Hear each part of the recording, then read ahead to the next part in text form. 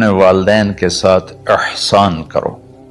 احسان کا کیا مطلب ہے؟ اللہ آگے اسی کی تشریح کر رہا ہے۔ ویسے احسان کا مطلب عربی میں ہوتا ہے، یہ جو ہمارا اردو کا احسان ہے، میں تیرے تے احسان کیتا تو ہوں میں مالک ہی کر رہے ہیں، یہ بھی مطلب ہے، لیکن احسان کا اصل مطلب ہوتا ہے احسان حسن سے ہے۔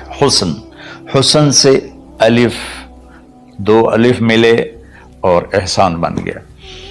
احسان کا مطلب ہوتا ہے کسی بھی کام کو جو دنیا کا ہے، دین کا ہے، اس سے انتہائی خوبصورت طریقے سے کرنا۔